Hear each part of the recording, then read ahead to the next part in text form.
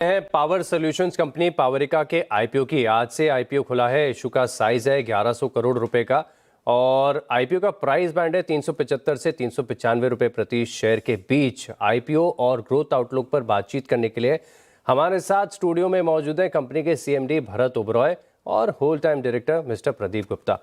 आप दोनों का स्वागत है। सबसे पहले आईपीओ के लिए बहुत सारी शुभकामनाएं आपको। और भरत जी, आपसे मैं समझना चाहूँगा, पावर सॉल्यूशंस की कंपनी है, पावर स्पेस अगर आप देखें तो लिस्टेड में काफ़ी ज़्यादा क्राउडेड हो गया है, लेकिन आपकी कंपनी थोड़ी सी यूनिक लग रही है। डीजल जेनसेट्स का कारोबार है, क्या करती है आपकी कंपनी? तो हम लोग डीजल जनरेटर बनाते हैं 7 kVA से लेके 10,000 kVA तक। तो जो भी सेगमेंट्स आते हैं आपके ध्यान में, ये जो आपका टिकट चल रहा है, वो सब सेगमेंट्स को हम लोग सर्विस करते हैं।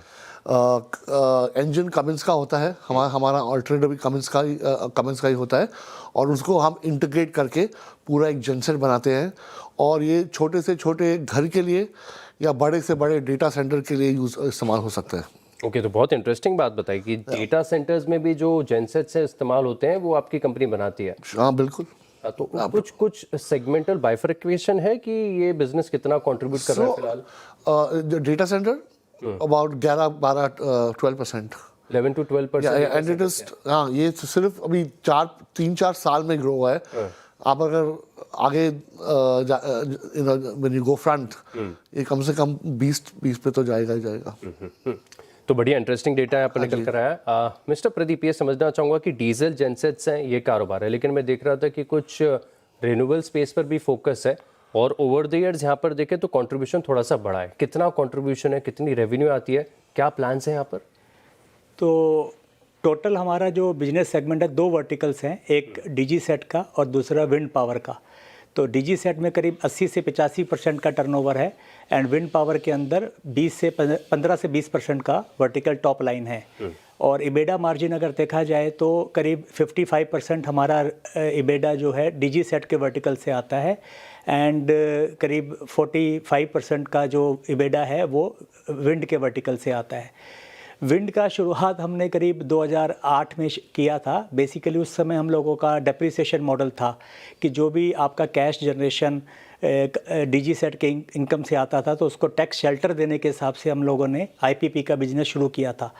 लेकिन बाद में हम लोगों ने end to end solution provide करना शुरू किया, जिसमें जो टोटल मशीन को छोड़ के जो पूरा बीओपी का बिजनेस है, जैसे सब स्टेशन बनाना, फाउंडेशन बनाना, लैंड को परचेज़ करना, माइक्रो सेटिंग करना, विंड मास्ट लगाना, टोटल जो बीओपी का बिजनेस, जो विंड मशीन को लगाने के अंदर एक्सेप्ट मशीनरी, जो बाकी सारा काम होता है, वो पूरा एंड टू एंड सॉल्यूशन पावरिका प्रोवाइड करता है।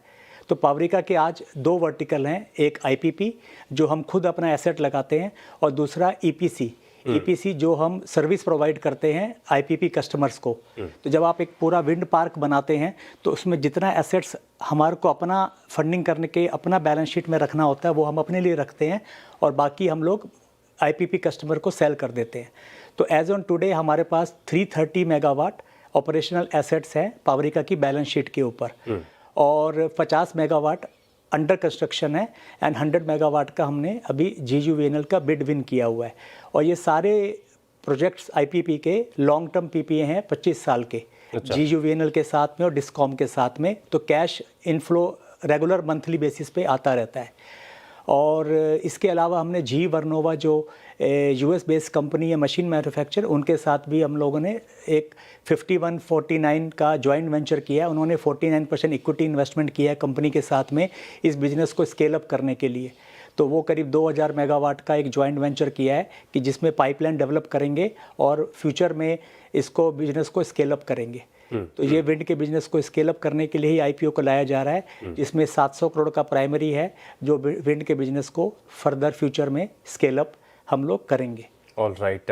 तो 700 करोड़ जो फ्रेश इशू है, इसमें प्रोसीज का इस्तेमाल ज़्यादातर तो डेट रीपेमेंट के लिए, राइट? डेट रीपेमेंट है, लेकिन जो हमारे फ्यूचर प्रोजेक्ट्स के जो पाइपलाइन हमने बताई है आरएचपी के अंदर, अल्टीमेटली उसके अंदर 70-30 करके हम लोग लोन को लेंगे। तो एक बार हम लोग ये 525 करोड़ का डेट रीपे कर देंगे, बट जो हमने जैसे अभी 100 मेगावाट का बिड प्रोजेक्ट लगाएंगे या उसके बाद जो लगाएंगे उसको हम 70-30 करके लेवरेज करेंगे बैलेंस शीट को।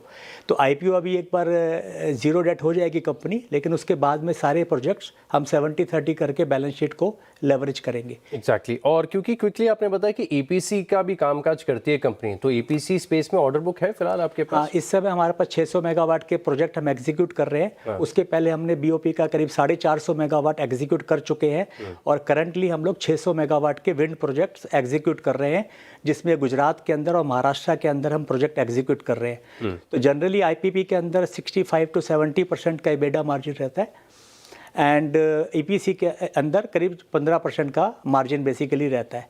All right mister Bharat, quickly एक सवाल, क्योंकि मैं देख रहा था कि पिछले 3 साल में रेवेन्यू तो आपकी स्टेडी देखने को मिली है, एबिटा थोड़ा सा फ्लक्चुएट हुआ है, ऊपर नीचे हुआ है, मार्जिन्स में थोड़ी सी गिरावट देखने को मिली है, क्या खास कारण रहा है इसके पीछे?